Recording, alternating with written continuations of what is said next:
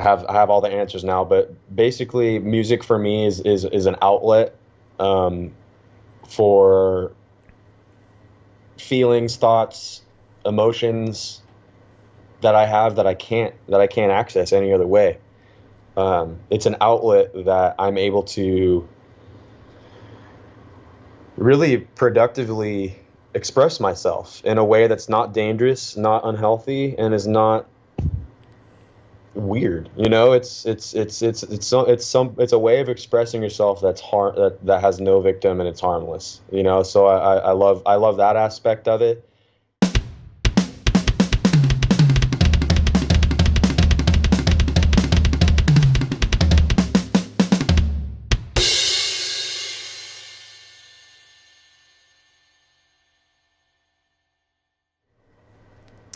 Hey everyone, welcome back to the All Music Matters in That podcast. I'm your host, Brian.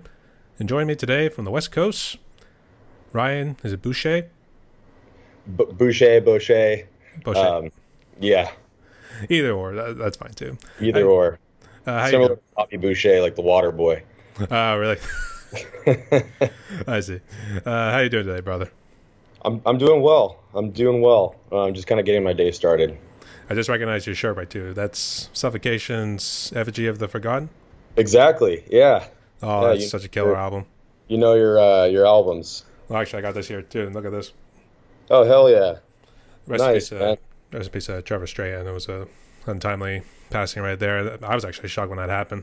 Dude, we've had so many untimely passings that just the past few years, like you can't even count them on one hand. It's terrible. Yeah, I know, and it made it sound like it was like a suicide because they put the suicide prevention hotline on there, but they didn't like list like the cause of death or anything like that. So Wow, did they? See, I missed that. Uh, Pretty much whenever there's an untimely death nowadays, I'm always kind of thinking like if it was untimely to begin with, it sounds like something sketchy maybe have been involved. But it's kind of shitty to think that right around the passing because you want to always remember the legacy and the music that they left behind rather than the bad habits. yeah, and I think I remember actually watching a couple of videos on YouTube when I think it was the Ritual album, and I think they were going around, they were goofing around. I think they were like eating God knows how many pounds of food, to be honest, because in like every video they were probably going to every single restaurant, even if it was a Waffle House, and just stuffing their faces with God knows what too. So Yeah. so funny bunch of guys, and you really don't know, I guess, what happens to what's going on in the inside too. That was the case with Robin Williams. Yeah, exactly. I mean, the case with Trevor, for me, they've always seemed like such good, lighthearted guys, and it was really a shock to find out that he was struggling with anything. He seemed like he's got everything going for him, and everything going on, but just like you said, like you never really know what someone's going through internally. And oftentimes these days, it's a little too late because expressing yourself is not a normal part of what's celebrated in this society today, at least. Well, that I would say it was a theory. I don't know if it was like confirmed or anything, but it seemed like that was the case, to be honest. So And that's actually this similar kind of impression I got as well. So this podcast here, I like to talk with other musicians. I have spoken with other guitar players on here. So obviously, when I sent you the questions, you saw it was mostly related to drumming wise. So Yeah, no worries. so I'll reword it for you. So in a guitar sense, but if I say drums, feel free to correct me too. So all right, We'll do. all right, you ready? Yeah. All right. So let's start with a simple one. Tell us a little bit about yourself. How did you get into playing guitar? Right. So I had a little bit different kind of path to where I am today. I was actually a classically trained violinist at age 10. My mother, I should say, my parents didn't, my dad didn't care about private school, but my mom had me in some pretty hectic private schools growing up. So one of the classes, they actually made all the kids learn violin, like from a pretty young age. So, I picked it up and I showed some natural ability. So like when everyone put it down to like graduate and go to fifth grade or sixth grade, I kept playing and got my own teacher, Mrs. Coker, And I don't know if you're familiar with this, but it's called the Suzuki method that I was trained on. And it's essentially tabs for violin. And this was way before I even knew what tabs were. Um, but basically, as soon as I learned that the four strings of a violin are the top four strings of a guitar, I put the violin down and I wanted to play guitar, because I felt like it resonated a lot with more of who I was rather than, concert violin. Um, and at the time, I was getting musically, I was getting very interested in 80s music. I heard Iron Man for the first time when I was 11, and I still remember the car ride with my dad. I went, Dad, who the hell is this? Like, who is this, Dad? What am I hearing? I still remember hearing the intro with the bend, the bend, the really I bending am Iron low. Man. Yeah. I think I was honestly kind of scared. Like when you first hear that, you remember how you're feeling. And my dad goes, that's Ozzy. He bit the head off a bat. And I go, what? What do you mean he bit the head off a bat? And he goes, yeah, like this guy is insane. He's crazy. He bit the head off a bat. And It tastes rather um, salty. yeah, That's what he said it's like, during an interview. All right. I'm sorry, keep going. um, and I realized at that moment had this kind of mixed bag of emotions. Like I think I hate this guy for killing this bat, but I'm also really interested in this music that this guy's making. And I went home, I heard more of Black Sabbath, um, and I asked my dad for a guitar. I asked my dad really seriously. I wanted to play guitar. That was also after I learned the four top strings were the same as the violin, so it was like I was almost building up my case for like this is why I should get one, you know. Um, and so my dad got me a purple silver tone from Costco with like one of those amp guitar packages that's like 150 bucks. Um, got that for me, and I still it was funny and kind of thinking back on my music history, I actually found a picture from literally from when I was 11 playing that purple Silvertone in the garage. Not, but it's funny because the look on my face was like a mystified frustration because I didn't know how to make a power chord at all, but all I knew is I really wanted to, and that's kind of how I started playing guitar. I heard Ozzy from a really young age, and it also helped that so the school that I went to had kind of some more m- kind of quirky musical programs. One was called Rock Project that they had you do really from sixth grade to eighth grade, which is like they split you up into little groups of kids, like 4 to 5 kids a group, and you would learn like your favorite rock song and perform it. So it was like for me, kind of just getting into because I was already performing violin like in concerts with my music teacher. She was putting me on to these concerts and stuff. So I already kind of had a taste for performing and I liked it. But I was the most reserved, shy kid you would ever meet. Like I didn't even know how to really hold a conversation. I was so reserved. And that was kind of my way of breaking out of my shell, of like being more of who I felt like I was before I really knew how to be. Um, and that's honestly why I still play guitar today, and why it's still something that is I think it's even it's more of a important thing in my life now than it was back then, because I know now, um, I guess, what it can do for you, like what playing an instrument really means, and it's it's something that you never stop doing. So I just feel really blessed that I've had kind of the journey that I've had, even though basically I'm sorry if I'm giving you a long-winded answer, but there was a time period for about 10 years that I stopped playing guitar and only focused on doing vocals. I was the lead vocalist for a pretty semi-successful band for about 6 years, and that guitarist ran circles around me. so I didn't get to play, like, even if I wanted to. So between 2006 and 2000,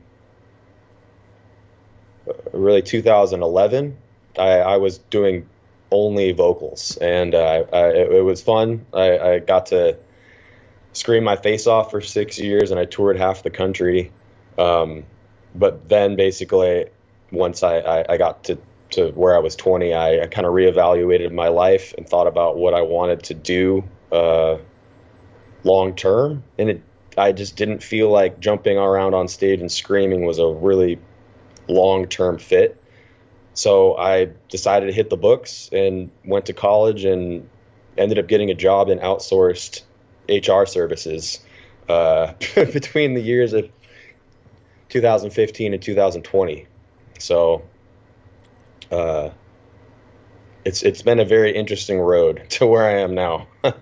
I see. Yeah, and don't worry about the answers too. Like, be as long-winded as you want, to be honest. But I Oh, was actually a straight appreciate guys too. But I was a cello player, so unfortunately, I don't know the Suzuki method that you were talking about. So I was gonna say, oh man, Oh, we could have made a duet out of this, man. Oh dude, man, I want to get a violin again. Like I want to pick it back up. be like Mozart or do some crazy shit like that. I honestly feel like it would have I'm not sure the kind of like relationship into composing it would have, like, crossover with guitar, but I want to explore that, like what I could create on the violin that I could might be able to transpose onto the guitar and vice versa. I think you could do like a combination of the two because I know the one song that comes to mind because I'm doing a collaboration on now was Bush's Machine Head. There's like a little bit of a Oh, violin section during the second verse there, so I thought, I used so, to love Machine Head. you don't love it anymore, or is it just now kind of like, it's good, but Dude, it's kind of a little so worn it out. was like it was like in my Mudvayne stage. It was like Machine Head, Mudvayne, freaking, who else? I really liked a band called Bleeding Through as well. They're more on like the emo, hardcore kind of tip. But yeah, dude, Let Freedom Ring with a Shotgun Blast. Machine Head was like a big part in kind of kind of my bridge between thrash and death metal. I was like Machine Head. Ah, well, this one, Machine Head, it's actually a song by a punk group called Bush, and they're out of the UK, and they did a song like that. There, during the second verse, there was actually a little violin playing, just briefly there. It was like maybe just a few seconds, and then like jumped into like chorus number two. That's what I meant too. But I do know about the metal band Machine Head because I know they did a recent EP or album release. And I know one of the songs they keep playing on the radio station is "Choke on the Ashes of Your Hate," that sort of song. Okay. I don't know if I've heard that one. I've been the past few years I've been on this 90s death metal kick that is I don't know when I'm gonna break out of it, but I'm still in it. Uh I have to say, and yeah, I was gonna have to say my dad looks at me funny when I talk about Mudvayne too because I kind of went through a little stint with theirs too, but it feels like LD50 was like that sort of thing right there, and then it seemed like they could never really match that afterwards. There was like good songs, but they could never really match the intensity of LD50.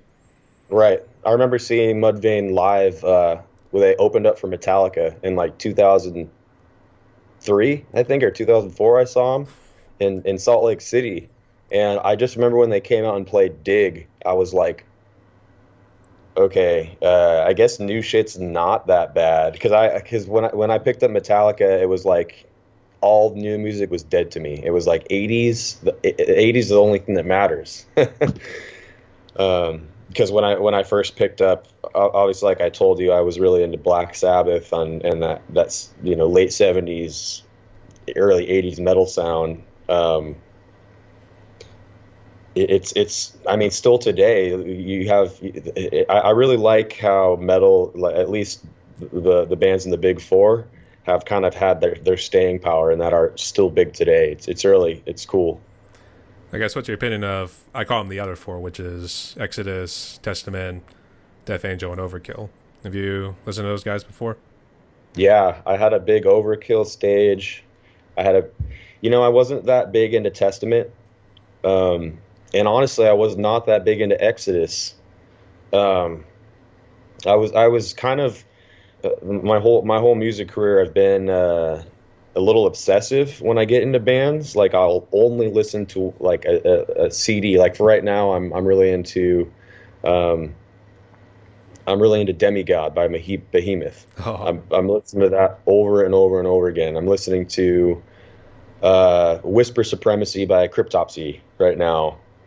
That's a really good one. But just to kind of give you some examples, like even when I was a little kid too, it was like Master of Puppets or nothing. It was like Ride the Lightning or nothing. Um, and I guess that all or nothing kind of mentality is gotten me to excel in in in different genres and trying different things. Because I'm the type that if I, especially these days, if I'm struggling on playing something, I'll play it all night. Um, and I didn't have that kind of commitment before. It was something and I guess being now that I'm older, I can play like a round of 18 and and not be throwing my clubs halfway through. Same with guitar. I'm learning a solo these days. I'm going to learn the whole thing versus when I was younger, maybe the first half, the last bit, and a little bit of the middle. yeah, you definitely keep yourself busy. And when I was checking out your YouTube channel, it looked like you were just doing the sections with the guitar solos. I know the one you told me to check out. I couldn't find it. You said you did a solo for a new level. Pantera's a new level. Oh, I think I was telling you just check out any of my Pantera solos. I think Uh, I have a couple of them. I have This Love, Cowboys from Hell, Domination. There might be another one on there.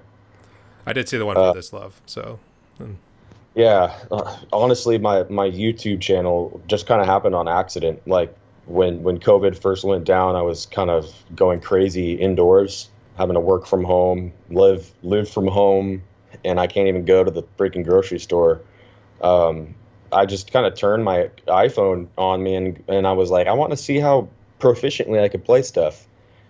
And then I kind of developed on that and go, okay, I want to now that I'm kind of playing a little bit better, I want to learn to play the solos I could never play. So that's kind of what my channel is just all the stuff I could never play as a kid that I'm like kind of coming back to and able to do it. So it's almost like a mixture of kind of my own way of tracking my own progress as it is also a way of I'm also a very avid guitar collector. If you weren't couldn't tell, yeah, I big saw some of your shorts. Yeah, passions. Yeah, so it's kind of a way of getting the most out of the getting the most use out of those guitars there because they're definitely they cost an arm and a leg. Um, but like I said, also a way of tracking my own progress. I see. And I guess how many guitars do you have? And I guess are you nearby them by any chance? Yeah, I'm looking at about 10 of them right here. Uh, there's my living room. Look at all of them. How much they price by? Is it like anywhere between 500 to 1,000? All of those, I hate to say it, all of those are 5,000 up. Oh God. I guess. Yeah. I guess. Well, Tell us which one. I should be a little more liberal. Between I should say between 4 and 6,000. 4 and 6,000. Yep, definitely an arm and a leg. And somehow he still kept those. Yeah. And somehow he still kept his attached. To be honest, I Yeah, guess. man. My dad, he actually was he's a military antiques collector, and he was always into restoring military antiques for kind of as a hobby his whole life. And when he when I was really in my kind of like my when I was in the thick of my touring and playing and really that was like kind of my job. Um, he was restoring old guitars, so he learned how to basically refinish an entire guitar. He learned basically everything that I would want to learn right now. He learned back in like 2000, 2010 or so. So I guess what I'm trying to say is he was the reason why I kind of kept I guess kept my collection and kept all my guitars, under the bed, and definitely always kept thought of guitars as something I would come back to, and not as something I'm really ever gonna. I never really thought of it as something I would put down forever. Um, but I did break my pinky finger when I was drunk Oof. in my early 20s, and basically said, well, that's it for a guitar. And at the time, I can't believe that I was feeling this way, but I was thinking to myself, well, I don't play anymore. It's not going to be a big deal to me. Um, but luckily my pinky still works, and it's not something that bothers me too bad. Did you punch a hole in the wall or something, or was that like No, man, I was actually with a coworker of mine at his college like frat house. Like I was hanging out with some of his old buddies, and we were drinking, and there was like there was a quarter pipe, like there was like a skate ramp in the backyard. And I was a skateboarder my whole life. I mean, I'm 32 now, so I can't really say I still am, because it's I kind of stopped at 2020. I stopped when I was like 29. But yeah, I was riding this quarter pipe. Had a little bit too much beer, and I hit like a rock in the sidewalk, and it just went forward. And I was trying to. I know my mom's gonna watch this and hate this, but I was trying to hold the beer, and like I just basically punched the ground as hard as I could. And when I fell, I just like hit the ground, and my pinky just. I just remember the feeling, looking down and going, well, that's it for me and guitar. But with that same friend, I ended up playing a sold out show in this area of town called Pacific Beach, like just a year later. So it's kind of funny how it all worked out. I see. And talk about your band a little bit. I guess what was it and what name? What was your group? Right. So the band that I joined when I was really getting serious, trying to basically wanted to do this for a living. I answered this Craigslist ad, basically looking for a singer. I was more of a guitarist, just getting into doing vocals at the time. But still, I was a strong vocalist. So I went in and I tried out for him. And the bassist was the guy. His name was Andrew Falk. The bassist was the guy putting it on, and he was very much, very like he knew what he was doing. Like he had experience in this. So in the tryout, they kind of asked me, okay, man, so what's your favorite bands? I go like, Every Time I Die, Between the Buried and Me. I said like As I Lay Dying. I was 14, 15, and they all started laughing at me. I was like, what the hell? Like, okay, I guess you guys don't like that stuff. I come to find out later that the dude Kevin Falk was in those bands. Like he just got done writing Gutter Phenomenon from Every Time I Die, and just got finished doing the Between the Buried and the Alaska tour. So I was like telling him my favorite bands are the bands he's already been involved with. So they were kind of laughing in that respect. Um, Long story long, they had me try out for vocals. They got wind I could do guitar, so they had me kind of jam with their guitarist, and I just wasn't. And I mean, I was good, dude. I was like, I was at a point where I was like, I could out guitar almost anyone. And this guy ran circles around me. He was a Jamaican dude with dreads and everything, and he was just like on another level. Like it's sad. He ended up like getting depressed and joining the Marines and stuff. And I'm not in touch with him anymore. But yeah, he basically he took my job. I see. Oh, Yeah. but to kind of to answer your question, the band was called the Deja Persona. Jean Persona. Uh, Again, the Deja Persona, Dajjal. And why we picked that name is Dajjal is the Muslim Antichrist, and it was actually a song before we named the band, the Deja Persona. So it was a song about really anything that changes who you are into being really a negative source of negativity. So money, power, hatred, the wrong kind of positivity. positivity masked in negativity, or negativity masked in positivity, I should say. Yeah. Yeah. But yeah, it was something. It was honestly weird, Brian, because I joined this band with kind of hopeless abandon of like, okay, these guys know what they're doing. I forgot to mention they were all 22, 23. I'm 15, so they're like, rockers. They're like in their 20s. I'm like this kid who doesn't even know really his own identity yet, and I'm joining this band. Um, but what happened was the guy that was the glue that held everything together, Kevin Falk. He was the oldest one. He was like 25 when I was 15. He's like 10 years older than me. I think he's doing like he's like the marketing director of Burger Lounge in New Zealand now.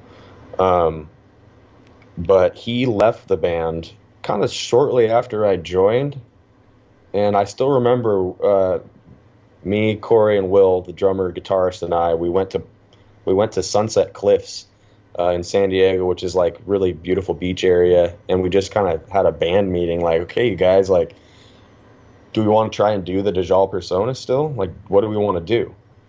And then we were kind of like, well, um, well, let's do it, but let's change it a little bit. Let's try and be as progressive as we can. So I don't know if you're familiar with the progressive hardcore scene of, the early 2010s, like Misery Signals, like A Life Once Lost, freaking I do know Go ahead.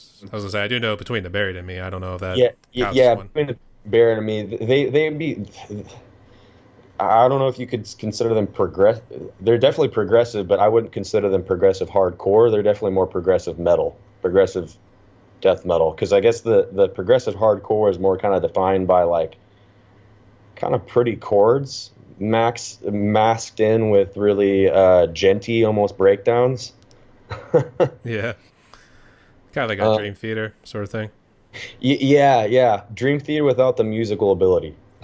Okay. Because I honestly still today I do not look at hardcore as a I look at it as something fun, but I don't look at it as like a really a high level of music. It's like a music that you make when you don't know music. Hmm. I don't know, and I almost speak from my personal experience as well, just being a teenager getting into hardcore and just kind of knowing the scene and knowing what those musicians were like. They were less of musicians and more of like it's full of like kind of cool guy, like almost like localized guerrilla personalities of who's got the most tattoos. That's like the hardcore scene. Hmm. Yeah, I was gonna compare it to when you say the hardcore. Is it more like bands that focus Like more on Acacia, breakdowns? yeah, like exactly breakdown bands like Acacia Strain. Uh, I hate that shit nowadays. Chelsea Grin. Yeah, yeah, like so. For instance, let me tell you some of the like some of the biggest. I'll just tell you some of the biggest shows that Yeah. Digital Persona played with. We played with. I think our first show was with a band called Carnifex. Oh God. Our next big show was with a band called Animosity. And next big show we played with a band called Whitechapel. Oh my God. Whitechapel was sick, dude. Oh They can I curse? yeah. I mean, I already cursed already, so feel free to go ahead. Don't worry. Okay, Adults are gonna be watching this too, so don't worry. so they came out, and I remember the concert promoter that I had to work with. But I should also mention that being the lead, the front man, I was booking everything. I was basically managing the entire group. I basically booked our entire Midwest tour, which You was did it two and a all. half. You did it Yeah, I all. did it all, and I was the youngest one. I was like this little kid too, so it was weird. Like, um,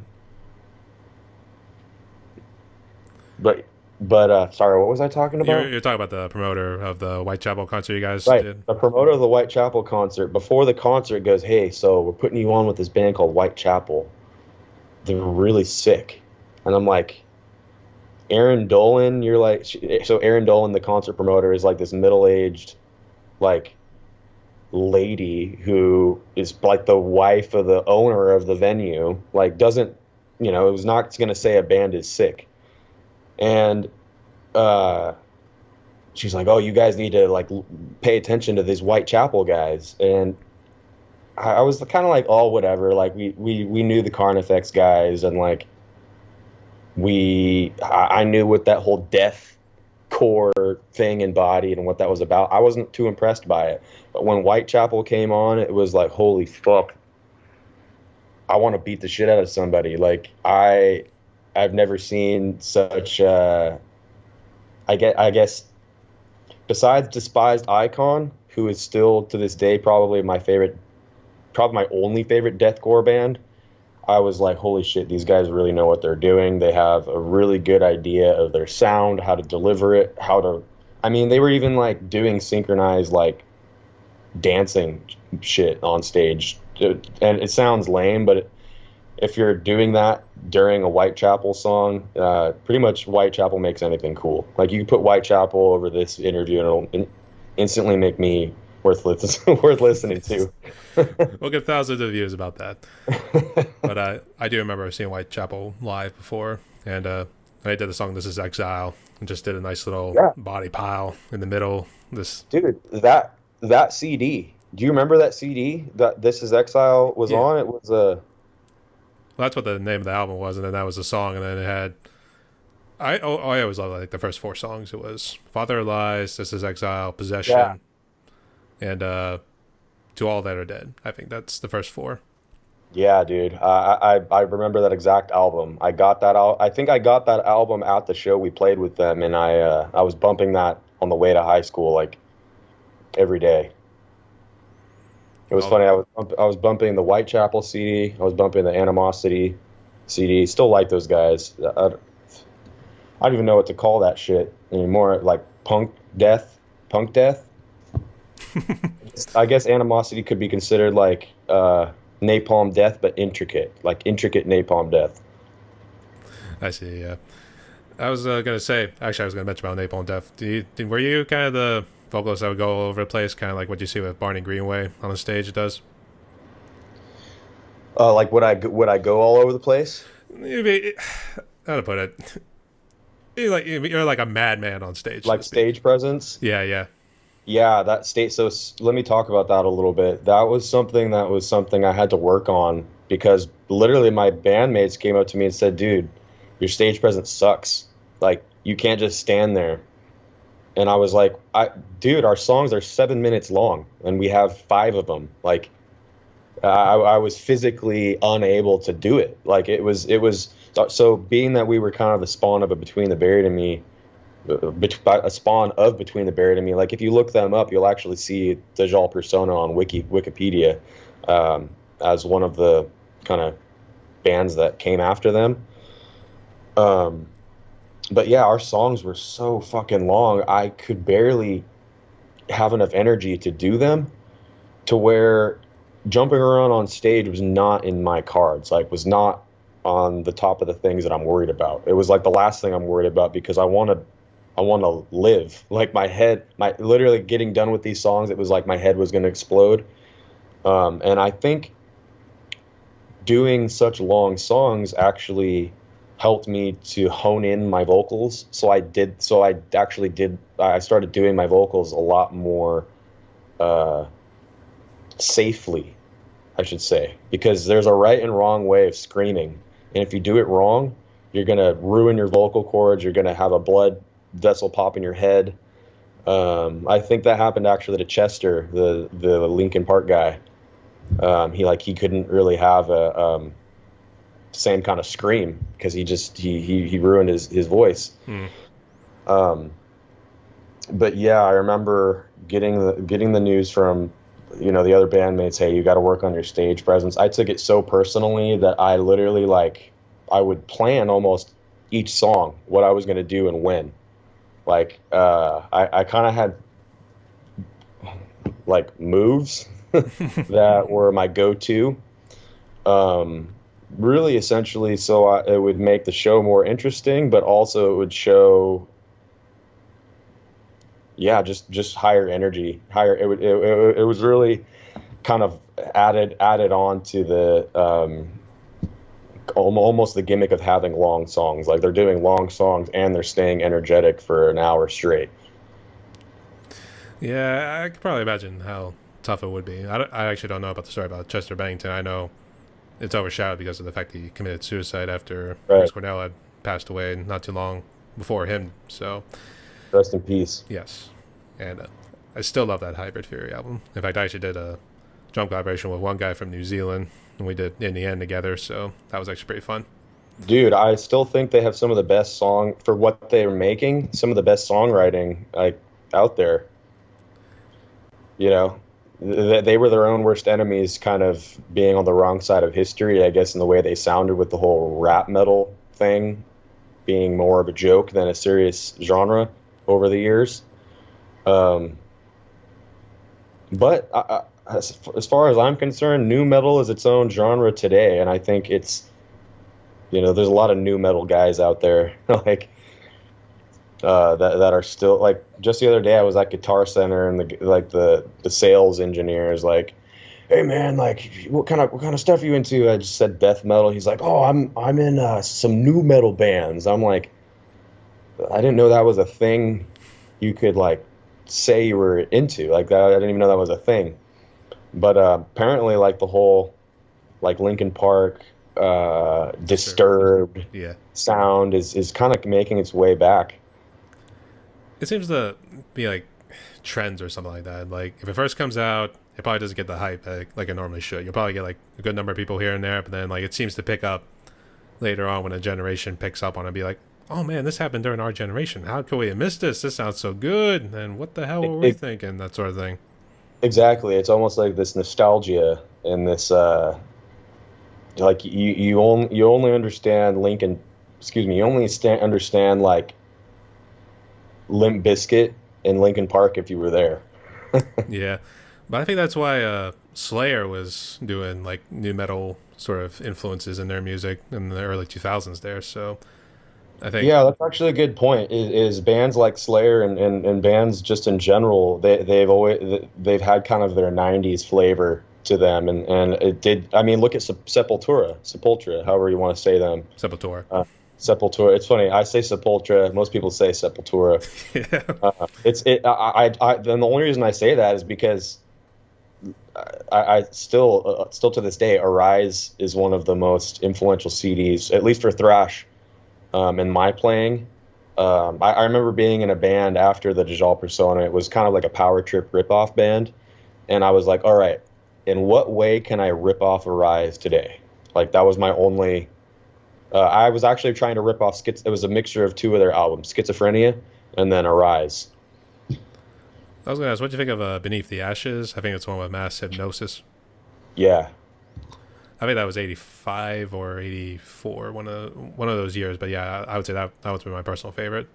I think Beneath the Ashes is right before they started kind of experimenting with their new metal sound, Hmm.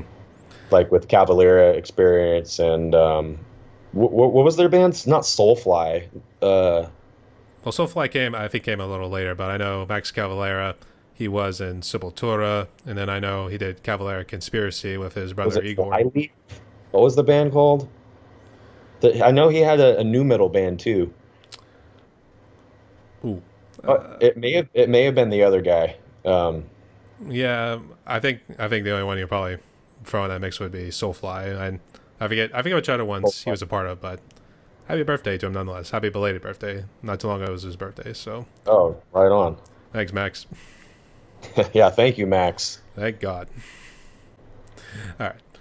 Uh, what kind of guitar picks do you use for your guitar? So yeah, I use very specific picks. I use two of them. I don't really know why I use two kinds, but here, let me just grab a couple for you here. So I am exclusively using Ernie Ball Prodigy 1.8 Right there, that's good. 1.8 milligram picks. Why I use these is because they're extremely sharp. I don't know if you can see that, but they're also beveled. So obviously with death metal, everything's 200 beats per minute, staccatos, picking as fast as you possibly can. Most of the time. This helps, yeah, unless you're doing some doom stuff, slowing it down. This helps me go fast every time, and Or groove. I've actually bought in these picks like really I was turned on to these in 2020, and I've been buying them since 2020. Probably be playing these the rest of my life. This pick, it's a Sharp Dunlop Tortex purple. It's like the best of both worlds. It's also short. It's also sharp as well. Um, but for some reason, if I'm playing like blues or if I'm playing jazz, I don't want the sharpest pick. I want to feel. I want to feel a little bit more, and I'm not concerned with going fast. So I almost want a pick that's going to reflect that. And this pick does that for me. It's also 1.8, so it's the same thickness. Um, just want to double check. I'm even. Excuse me, 1.5. 1.5 is the sweet spot. 1.8, yeah, that just sounded too big because that's almost two. Yeah, yeah. No, no, it's good. I guess. When did you get into like the death metal scene? Considering the shirt you're wearing there too, did that come a lot later? Honestly, so no. Yes and no. So it was kind of interesting. Let me rewind a little bit. The reason why I put the guitar down to go to vocals was actually my parents split up when I was 15. And I kind of hit a phase in my life where I was like, I want to do everything new. I don't want anything. I don't want to be reminded of any of that shit. I want to do vocals. I'm going to be the front man. I'm going to just change everything up. And now looking back, hindsight's 2020, I'm almost thinking of that like, wow, you were just running away from yourself. Like, you should have kept playing guitar. Because shit, maybe I'd be like playing with Suffo, these days. Like if I kept to it back then. But honestly, like I said, hindsight's 2020. I have no regrets. But I do know that I put down the guitar to pick up vocals because I was trying to kind of deal with a lot of emotions I didn't really know how to make sense of. But back in 2002, when I was 12, back between 2002 and 2004, that's when I like talk about really becoming my own musically and in terms of the bands I was listening to. I got into Nile. I got into Cryptopsy. I got into Aborted, and I got into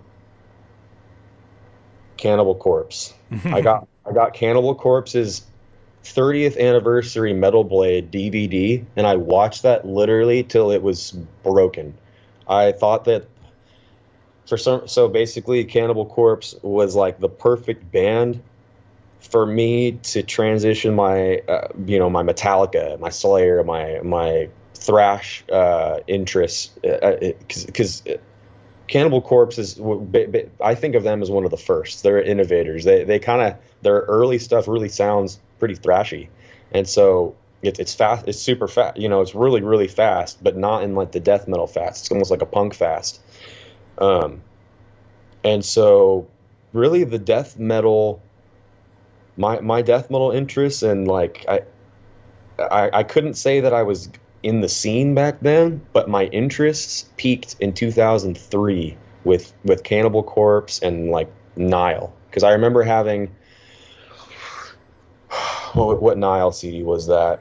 I want to say In a Darkened Shrines because that's actually my favorite album from there. I think because I know 2005 was Annihilation of the Wake.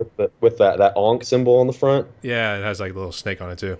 Yeah, yeah, dude, I remember buying that around that time and it being too heavy. I was like, whoa, this is, because I'd never heard a blast beat before, and like there, I'm like, how do I even listen to this? Like, what is like, because when you first hear a blast beat, you can't, you don't know to like how to groove to it, like on the 1 and the 4, like the 1 and the 3, or like really there's blast beats that are triplets, there's blast beats there's all kinds of different blast beats. So like when you first hear that, you don't really know what to make of it, and I kind of, when at least for me, when I don't understand something, I don't like it. So I didn't like it at first, but I could get into Cannibal Corpse because they, I guess, sounded more thrashy and a little bit more relatable to someone that had just really come off a big thrash phase. But to make this answer even longer, because my answers are long as fuck right now. Don't worry, you're not the only one. Okay, good. Yeah, don't worry. um, I didn't get onto the death metal scene until 2020. Was that Until late, 20, huh? yeah, man. So I realized that the corporate world was sucking my life from me in a way where I was alcoholic. I was straight up. I'll be real with you. I was borderline suicidal. Like when you're told to go sell things in an environment where everyone's losing their jobs and no one has money to buy. I was selling things that were $25,000, like our HR, an outsourced HR service provider. That's like a $25,000 check or $25,000 bill. So to put things, that's like trying to sell. That's like being a tomato farmer and being told go farm potatoes. You know, there's no potatoes. It's only tomatoes. Like, but long story long, I realized that I needed to explore things that took my time, but also calmed me down and made me feel a little bit more sane in this world where I'm being told I can't even go to church. You know, like that was weird. Even still to this day, thinking back on some of the shutdown orders, there was really some weird rhyme and reason. You know, I'm a conspiracy guy, so I'm kind of against authority, like inherently. I fucking hate the government. I'll just be real with you, and you can air this too. You're good. Keep going. Um, No, that's a good entertainment. Let's go, Alex Jones. What you got?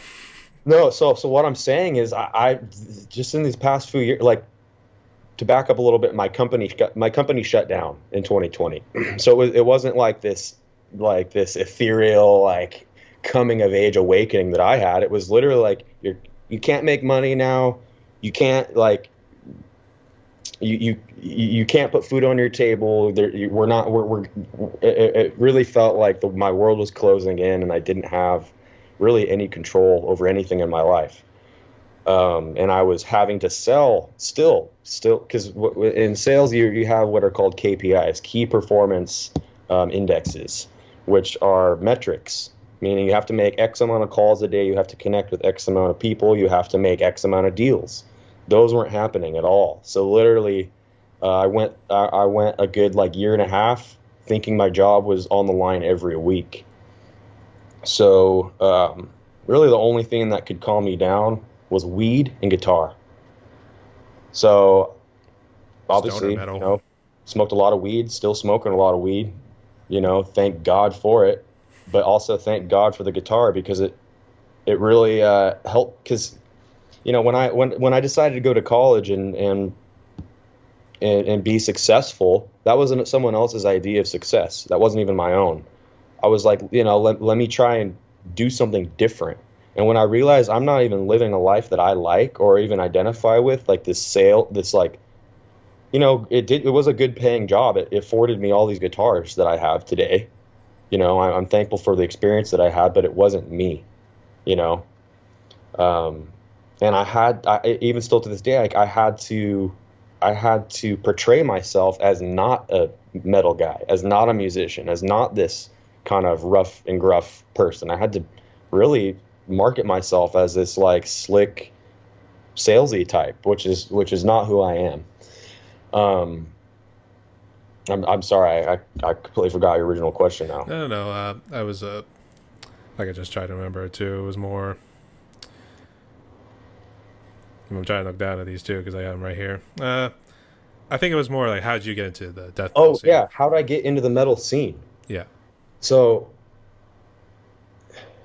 obviously I have, the band that I was with, the Deja Persona, as like a little bit of ammunition, as like a little clout. Like, yeah, I toured the country. I had a band that was successful, so I know what it's like. So, making classifies and making postings of like finding other musicians was a little bit easy to do, because I just say, hey, I've been playing 20 years, have touring experience. These are the bands I like. Hey, let's jam. That's it. Well, when like I said, was going nuts in 2020, like when my company shut down and I was really really picking up the guitar again. Um, oh God, I completely lost my train of thought. I guess was that when you said you got into it around 2020? I guess what was your first band? Right, right. So I made it classified. Said hey, like, because I started feeling confident again. Like, hey, the music never left you. I was really starting to learn a bunch of Nile songs and drop A. I'm looking at my drop A guitar right now, and I was like, wow, you should be playing with this type of music because my band, growing up was progressive hardcore. I didn't, but there was big elements of death metal in all that. So I do have some music to show other people, which is really good, and I'm really thankful for. But in 2020, I made a posting, and this band by the name of Temblad got in touch with me and said, "Hey, we're a death metal band from San Diego County. We're no, they marketed themselves as an extreme death metal band from San Diego County, and they just released a record. And their lead guitarist singer was getting in touch with me to kind of try out for the band.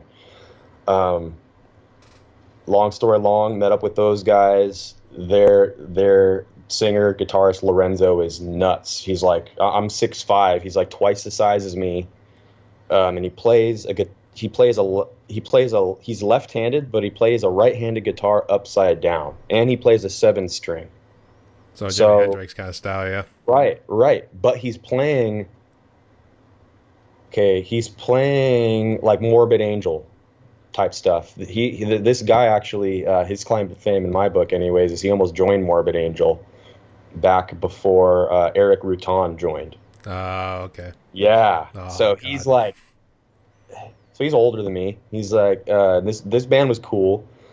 Tried out, it went well. It was cool. We jammed a couple times, and then I got kind of a strange message that you know, their drummer was dealing with some stuff and needed to kind of take some time off, and that was going to get in the way of kind of progressing any further. So I was like, oh, whatever. I learned like a bunch of your songs, and that took like a week.